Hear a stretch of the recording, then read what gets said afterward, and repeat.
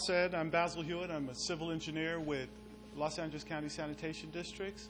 I'm here with Frank Guerrero, who's a senior engineer in the district's technical. Can you hear me? And we have Mary Jacobs, senior engineer in our facility planning department. Mary's group has prepared the draft chloride compliance facility plan and EIR to meet the state mandated salt limit for our recycled water discharge to the federally and state protected Santa Clara River. I'm going to give a 25-minute, that's much better, a 25-minute presentation, and then we'll take your question, but what we're trying to encourage the community to do is to provide your input. We need your input to go from a draft chloride compliance facility plan to a final facility plan that we can present to the Santa Clarita Valley Sanitation District's Board of Directors for their consideration. Thank you, Al. All right, first a little background. The Sanitation District is a partnership of 23 sanitation districts, each with their own local board of directors. Your sewage here in the valley is handled by the Santa Clarita Valley Sanitation Districts. Its local board, the area you see here in green, its local board is comprised of the mayor of the city of Santa Clarita, city council representative from Santa Clarita, and the chair for Los Angeles County Board of Supervisors. And that's because this sanitation district mainly serves the city of Santa Clarita and adjacent areas of unincorporated Los Angeles County. It provides sewage treatment for 250,000 people. When sewage leaves a building such as this, it goes into a local sewer line, either owned by the city of Santa Clarita or the county. Then it goes to one of our large diameter trunk sewer and winds up in one of our 2 treatment plants, either the Saugus plant or the Valencia plant. Every day, these 2 treatment plants treat 20 million gallons per day of sewage. In a matter of 10 to 12 hours, turn that sewage into recycled water that looks no different than tap water. What is the cost for this service? In the Santa Clarita Valley Sanitation District, a single-family home pays $19.25 a month for this service and $231 per year. And this compares quite favorably to other communities in the area. The City of Los Angeles pays $391 per year for a single-family home to have their sewage treated. If you look at communities that are also along the Santa Clara River, such as Fillmore and Santa Paula, they pay over $1,000 a year for this service. So what's the salt problem in the valley? The EPA in the state of California set a strict salt limit of 100 milligrams per liter for water discharged to the Santa Clara River. The valley's 2 treatment plants do a wonderful job of converting sewage into recycled water, but they weren't designed to remove chloride. So for over 10 years, the sanitation district has fought to change the state salt limit. We fought to change the state salt limit to protect us and our ratepayer from having to pay for chloride removal facilities. And the state has rejected us on numerous occasions. Most recently, the state issued notices of violation for both the Saugus and Valencia plant. And in March of this year, they fined us $225,000. A fine ultimately will be paid for by our ratepayers, the property owners that discharge our sewage system. So we must approve a chloride compliance facility plan by October of this year, or we're going to see larger, steeper fines, and we potentially could lose local control.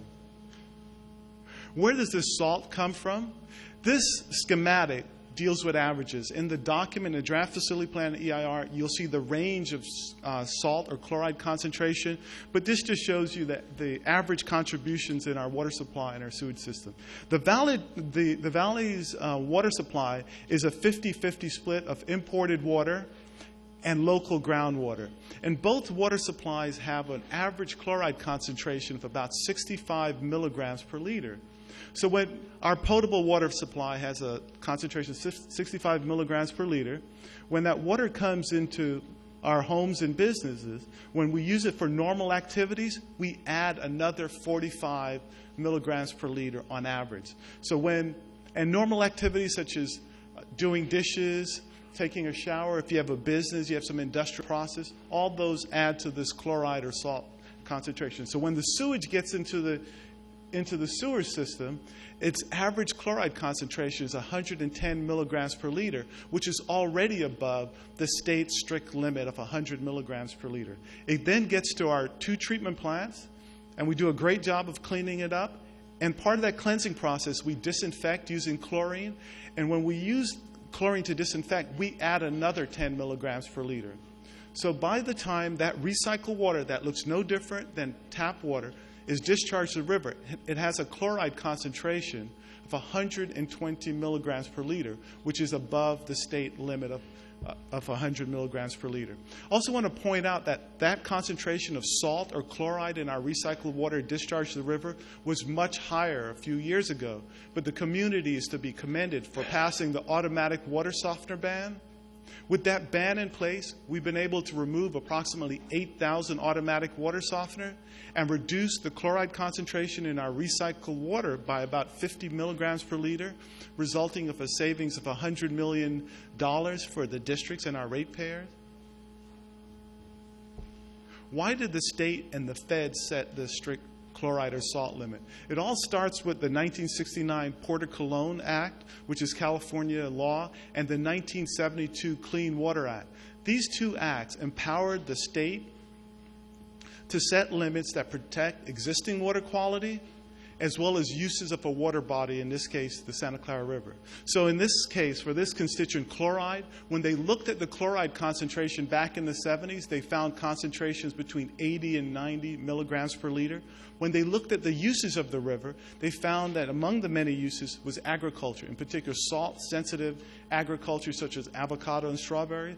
So they set this limit that was protective of the existing uses and the existing water quality, or the uses and the existing water quality.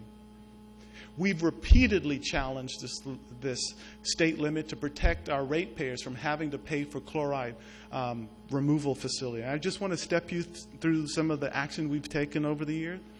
In the early 60s, both treatment plants were built.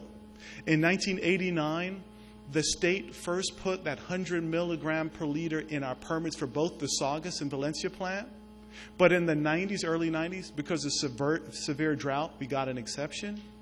Late 1997, we asked for a 143 milligrams per liter limit because we felt that that would be consistent with our mission to protect public health. And so we felt 143 milligrams per liter chloride concentration would protect public health and all the uses of the river.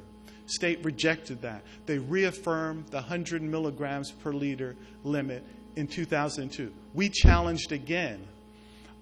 They rejected us again. And at this point, they admonished us for continuing to fight with them, and they encouraged us to work with the stakeholders along the river and see if we can develop a win-win solution that we could maybe get a relaxing of the limit and savings in terms of money for our ratepayer. We developed what we call the Alternative Water Resources Management Plan. We presented that to our Santa Clarita Valley Sanitation District's Board of Directors, and they rejected that plan because they felt that it was still too costly for our ratepayer. And they asked us to look for ways of complying that weren't as expensive, less costly ways of complying with the state-mandated limit. I mentioned that we received notice of violation in March of this year. We were fined $225,000, a fine that ultimately will be paid for by the property owners that are connected to the sewer system. The water softener ban has been extremely beneficial and cost-effective. It's gotten us very close to the state-mandated limit, but it hasn't gotten us over the line. And that's why in this draft plan, we're presenting less costly options of complying with the state-mandated limit. If we don't comply, there will be more fines in addition to the $225,000. There are upcoming deadlines that we need to meet, or they're going to be significant, more stringent fines. For example, in Lancaster and Palmdale, they were fined almost $5 million, and then they had to spend hundreds of millions of dollars in building chloride, additional treatment facilities. So our next upcoming deadline is October 31st. We have to have an approved chloride compliance plan by that time, or we will see fines of hundreds of thousands of dollars. And the next important deadline is May 4th, 2015. If we don't take steps to start complying with the state order, we will see a minimum fine of $6,000 per day, and one authoritative source projects fines of $20,000 per day. And then you can see discretionary fines in many millions of dollars. So what are our options? Some folks have said, do nothing. Extremely risky for us and our ratepayer. It exposes us to fines in the millions of dollars. Sam Unger, the executive officer for the regional board, spoke to Santa Clarita City Council a few weeks ago. He talked about these fines that in the millions of dollars. He also talked about additional enforcement actions that they could take, the state could take, one being a cease and desist order, and a component of that could be a connection ban. You also could have possible loss of local control. The courts could come in, appoint an agent that decides what chloride compliance facilities are built. File a lawsuit.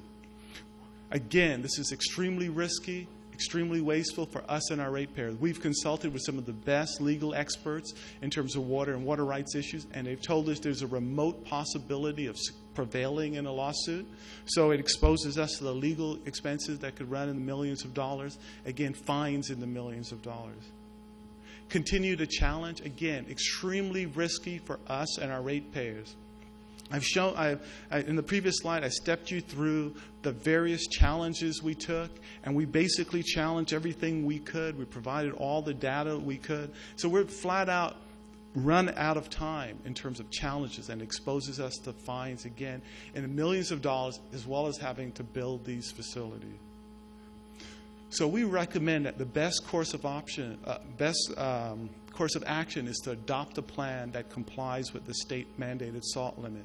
This is lower risk, relatively lower cost, and it allows for local public participation in selecting a project that best suits the needs of the valley in a cost-effective way. We prepared the draft chloride compliance facility plan and EIR that you see here. It was released April 24th of this year. Must be approved by October 31st. We need your input to go from this draft document to a final document that we can present to the Santa Clarita Valley Board of Directors for their consideration. This is an excerpt of the ads that we've been running in the newspapers, talking about information meetings that we've had throughout the valley. And I see almost half of the audience have been to some of the information meetings and public hearing where we've tried to gather your input, and also encourage you to submit your comments in writing to take us from a draft document to a final document. What are the objectives of the plan? 3. First and foremost, comply with the state order, and that means have an approved chloride compliance facility plan and EIR by October 31st of this year. 2, have the necessary facility upgrades to meet the state-mandated chloride or salt limit. And 3, continue to support the use of recycled water while protecting the Santa Clara River. The draft document is analyze a universe of feasible and infeasible alternatives. We had a number of scoping meetings last year, and we got a lot of wonderful input from the community. And a lot of those ideas are in Chapter 6 of this draft document. In this document, we've looked at 9 alternatives besides discharging to the Santa Clara River. We've looked at reducing chloride at the source, 5 different alternatives.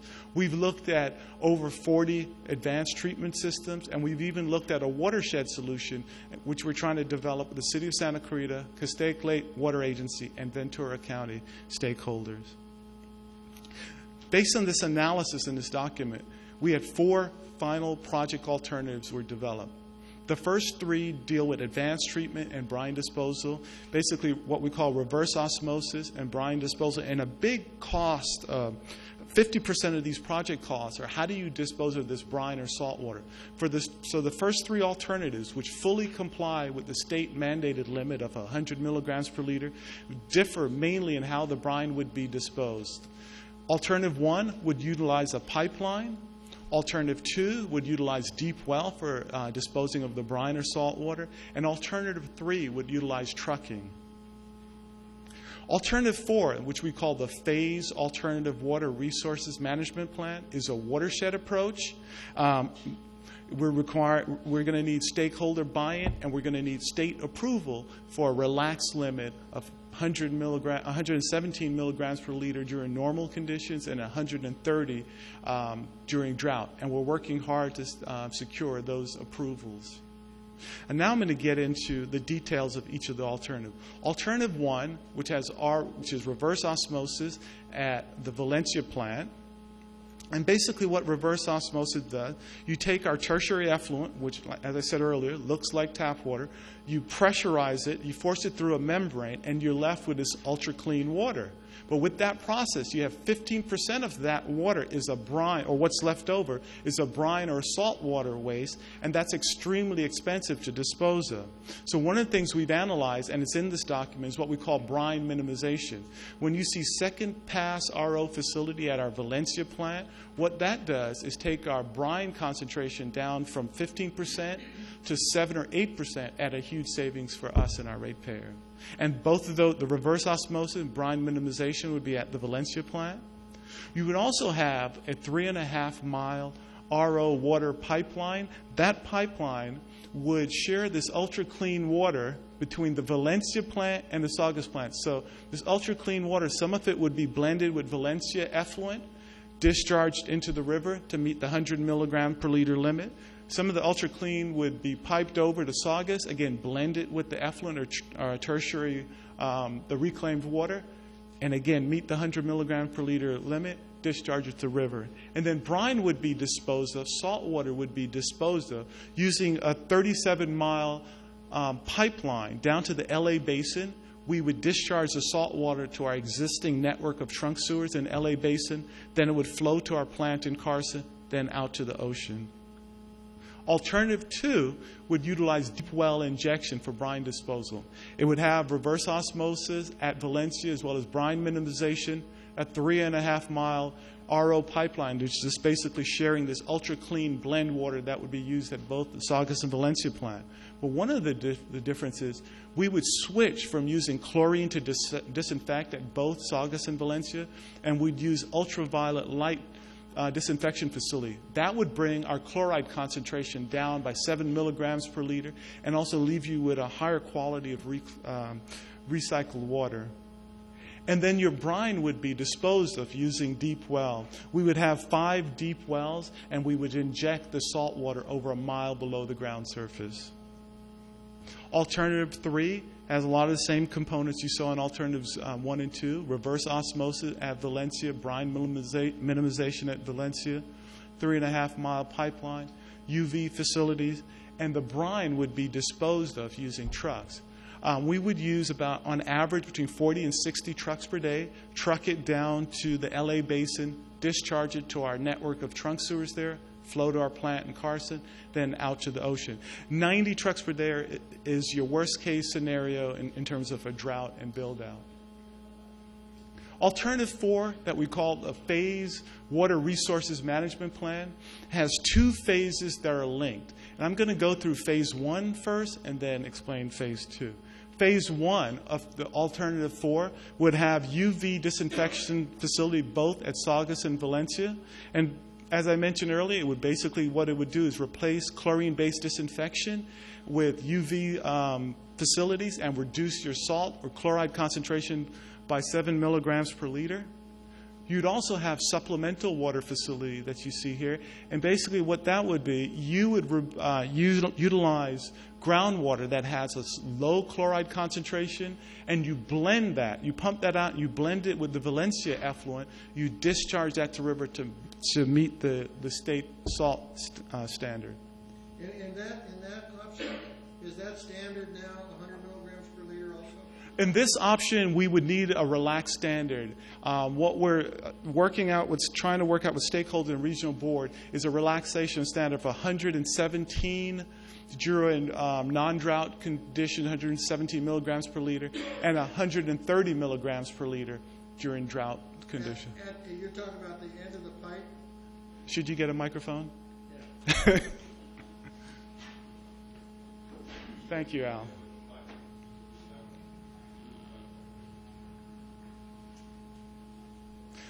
your voice is better than mine, so you probably don't. Okay.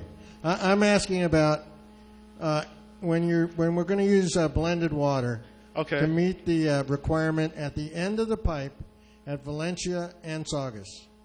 Is that 100 milligrams per liter or 117? For this option, what we're trying to negotiate and work out, it wouldn't be at the treatment plant. It would be downstream at the county line, so in the river. So that 117 would be in the river. The 100 that you saw in the previous alternative, it would be at the end of the pipe when it discharged right in the river from both Saugus and Valencia. Did that answer your question? Yes. I just want to make sure that everybody understands that this is not a relaxed standard. It's a different standard. They're both the same. We can both agree. Yes. It's a standard we're trying to obtain, again, because it would be a huge savings for us and our ratepayer. All right, so these are thank you, Al. That's a great question. That's part where I could be clearer. So these are all the components of what we, so another component are these East Piru well fields, and what we're doing here is removing groundwater that has a high chloride concentration, blending it with groundwater from the West Piru well field that has a low chloride concentration. So East Piru field has high chloride concentration, West has low chloride concentration. You blend them, and you can put it in the river, and it creates a water supply benefit and also helps export salt from the Piru Basin. So these are all the elements of Phase 1 of Alternative 4. And Phase 1 should protect water quality and address the salt buildup in the Piru field. And when the Bay Delta conveyance facility is implemented, water quality should get even better. Phase 2 that I'm going to describe next is a backup plan should Phase 1 not protect water quality and the Bay Delta conveyance facility isn't implemented. So here we go with Phase 2. So in addition to what you see here, Phase 2 would involve RO facility, reverse osmosis facility at Valencia. They would be smaller in size than what you saw in the first three alternatives, but you'd still have RO. And you'd have brine disposal, most likely using deep well injection. And that simply, as I stated earlier, would remove salt from our recycled water, bring our chloride concentration down by 7 milligrams per liter. You'd also have an RO product water pipeline. Basically, water from the Valencia plant that's produced through this reverse osmosis process, we would provide dilution under certain circumstances, provide dilution water to East Piru if the chloride's concentration in the river go beyond the standards that we've been given. So this represents Phase 1 and Phase 2. So what are these alternatives cost? Let's start with Alt 4. Alt 4, Phase 1, which has no RO, would cost $11.1 million per year, and that in terms of equivalent annual cost. And that was calculated by taking the capital cost of $110 million, amortizing it over 20 years, adding it to the O&M cost, come up with $11.1 million. If we have to go to Alt 4, Phases 1 and 2, you're looking at an equivalent annual cost of $20.4 million per year. If we utilize Alt 4, which is reverse osmosis with trucking, Alt 3, you're looking at $15.6 million per year for equivalent annual cost. Alt 2, which is reverse osmosis with deep well injection, you're looking at $12.7 million per year. And Alt 1, which is reverse osmosis with a pipeline, you're looking at $14.2 million per year in equivalent annual cost. And I'm going to circle back around to Al's question. These first three alternatives comply with the state mandated limit of 100 milligrams per liter for chloride or salt in our water discharge to the river. Alt 4 will require stakeholder buy-in and state approval, and we're working hard to get it. And as Al mentioned before, we're looking for 117 milligrams per liter in the river in non-drought situation and 130 milligrams per liter in the river during drought. What are the impacts of these projects on typical users? In the document, you will see we had 4 developed alternatives. We did further analysis, and we're left with 3 recommended alternatives. Alternative 1, which is reverse osmosis with the pipeline. When you did further analysis, it didn't come through our filter. We were concerned about stranded infrastructure, in particular building a pipeline and not needing it. So looking at the 3 recommended alternatives, let's start for a single-family home in the year 2019, which is the soonest any of these projects could be built. If there were no chloride projects were needed, a single-family home would pay $270 per year to have their sewage cleaned. If alternative 2, which would utilize deep well injection for brine disposal, were implemented, you're looking at an increase of $140 for the year. If alternative 3 were utilized, you're looking at an increase of $160 per year. If alternative 4, phase 1, were implemented, you're looking at an increase of $125 per year.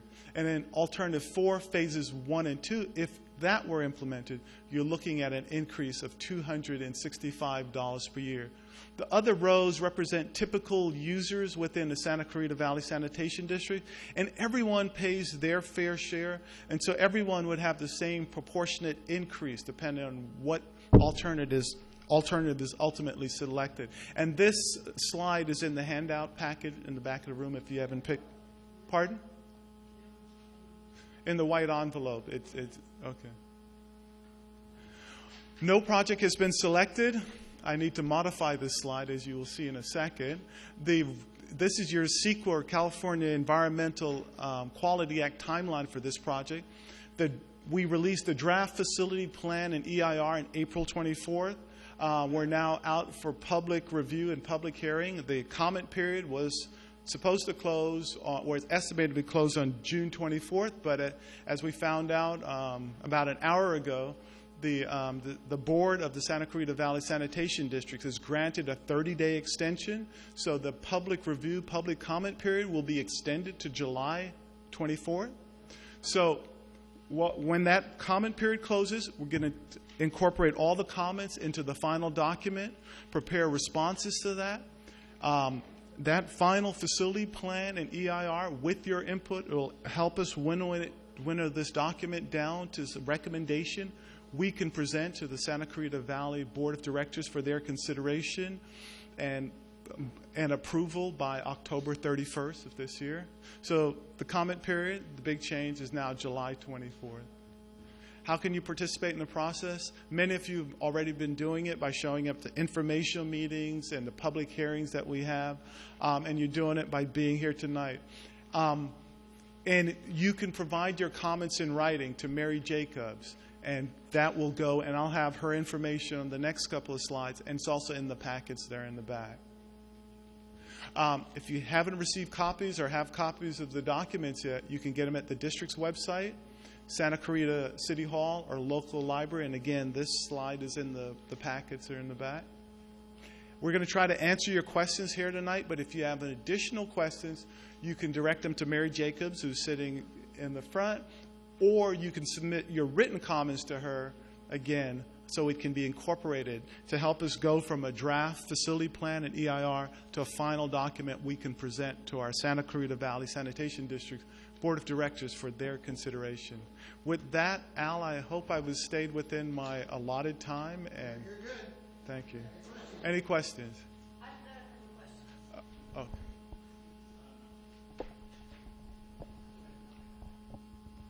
question. Actually, hi, sweetie. I have actually 3. In alternative number 2, where you dispose of the brine through deep well injection, how much of that would be stranded if the Bay Delta Conservation Plan went through? Is it's the 3.5 mile line, and in terms of alternative, there's always a potential of some type of stranded acid. Just the magnitude of the stranded acid would be much increased. Let me go back to the slide. I think that would be helpful if I can get back there quick. Al, you're not helping me. All right, alternative 2. So I want this 3.5-mile pipeline, I want to be clear about this, that this is sharing the ultra-clean water between the Valencia plant and the Saugus plant. So this is just sharing the blend water. And one of the things we're trying to negotiate, and Al has brought this up because he's read the document very closely. One of the things, this pipeline costs $10, $12 million. And one of the things we're trying to negotiate is with the regional board, if we have to do something like that, could we not have to do this pipeline? If we just dump all the water in here at Valencia, what difference does it make as it goes downstream? Right. And so that's something we're negotiating in terms of, but there's always the risk of, you would have a pipeline to convey your brine down to your deep well injection, and you'd have 5 deep well. Okay. Thank you very much. And my second question is the Alternative Water Resources Management Plan that was rejected in 2009, 2010. Yeah. Is that the same one that we're seeing here? It's slightly modified because our water quality has improved. Okay. Okay, so it's slightly better. But yeah. Okay. And it's a savings. I mean, because our improved water quality, because, the price tag of that is much lower. Because you say you're working hard to negotiate that and get that through. So I'm wondering if I just wanted to know if that was the same one. And my last question is, it's not the same one. It's just. It has the same name. No, it's phase. We call it phase. Sorry. Okay. But it's. You're trying to confuse me. I'm sorry. I do that very well. No. All right. And then the last thing, as a realtor, I see when I go to homes, there are still a significant number of water softeners that are grandfathered in, for lack of a better word, that are still salt. I still see a lot of those when I'm out showing properties and selling properties. Well, we have a program where we're still trying to get to the remaining water softeners. We've removed around 8,000, and that's been extremely successful. But we have budgeted, and we have an ongoing program where our industrial waste inspectors are target where those are at, because any reduction is a savings for all of us. Just let me when you talk about stranded infrastructure, the pipeline would be stranded because you weren't using the RO plant. That's the only reason why the pipeline would be stranded. Because you would only strand the pipeline, the brine line, if the RO plant wasn't being used. And like I said, it's a matter of degree. Hang on.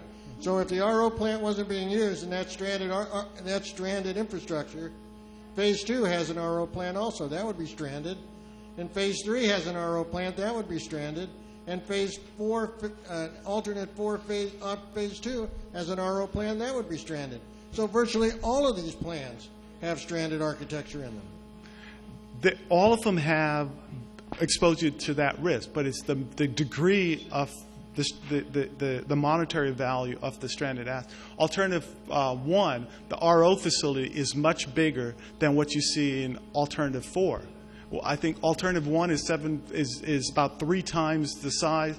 The pipeline for Alternative 1 is much more expensive. The capital cost is much larger than what you see. But you are correct. So what is the threshold number that you consider unacceptable for stranded architecture, for stranded assets?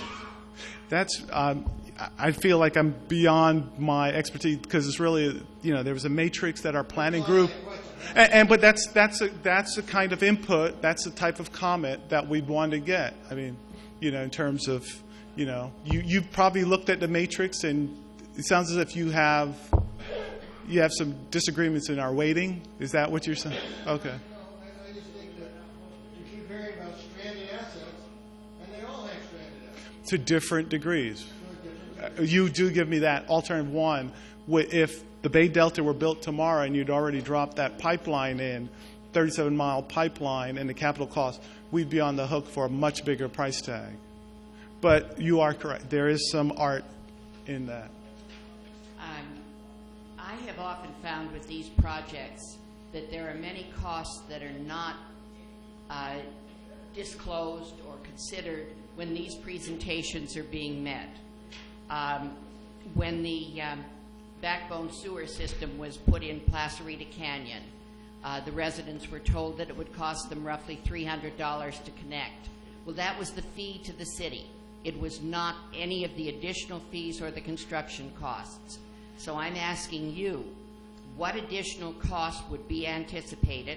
How much would the water companies be likely to pay? And where do our rates go as far as the water companies are concerned?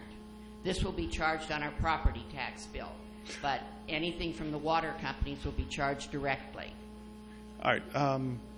In terms of, we've disclosed in the facility plan and EIR the costs as we see them. In terms of your rates, we've given you an estimate of what the service charge would be in terms of your rate. And there would be no additional charges that you foresee that the water companies would have to bear and therefore would come to us additionally in the terms of monthly bills?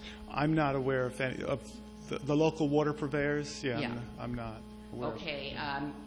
I have another question and then a comment. Do we have any indemnification that our costs will stop with this project? What if somebody downstream decides they want to develop a plant that is more highly sensitive to a chloride content?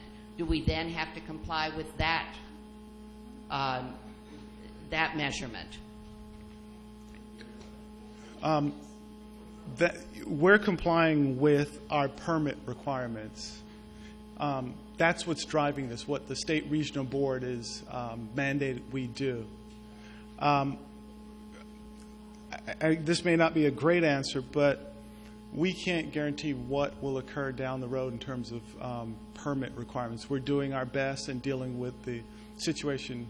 Well, supposedly we're complying with the demands of the strawberries and avocado growers. If somebody wants to put in some sort of Marionberry that can't take any salt, are we then going to have pressure to comply with that? We're complying with the Clean Water Act and the Port of Cologne, and it says you have to protect the uses. And well, and the people enforcing are the regional board.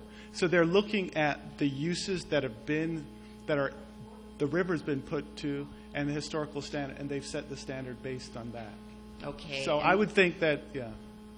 Then a final comment. I am a member of the community CAG, the Citizens Advisory Group, and we oversee the work that's going on as far as cleaning up the Whitaker-Bermite project is concerned. From what I have learned there, I certainly oppose, and I think most members of the CAG would as well, any injection, because there is no guarantee that what you put in is not going to work down to the Saugus Aquifer and then contaminate exactly what we have relied on so stringently for our water supply. Yeah.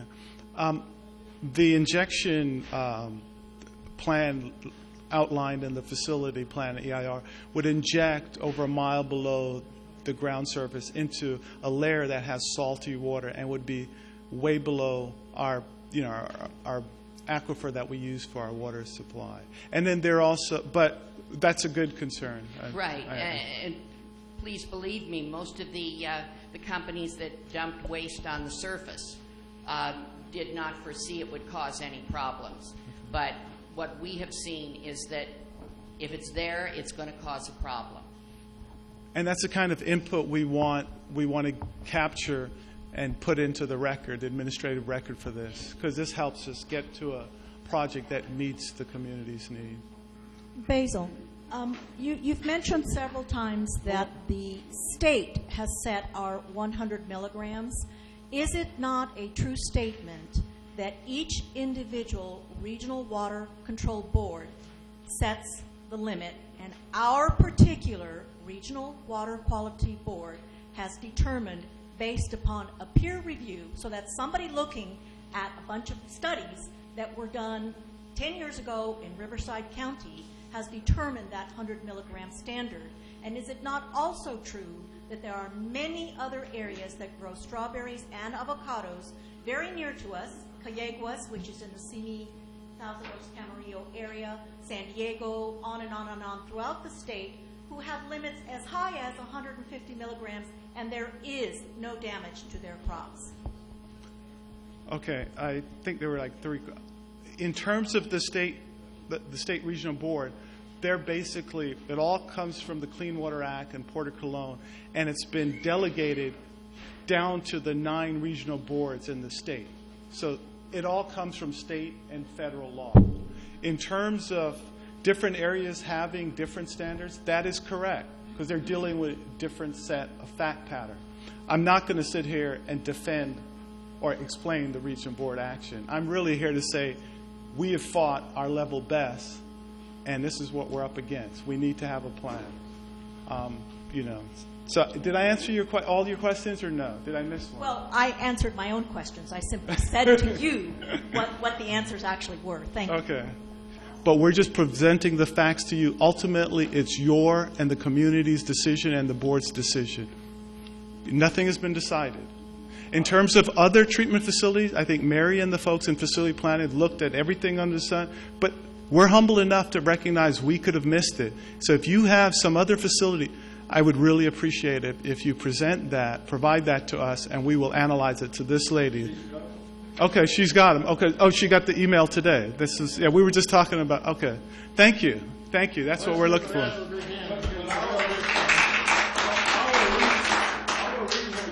I think the one big thing about this is when we have the sanitation district staff here, and even though I did throw a stumper out there for him, but they're not the decision makers.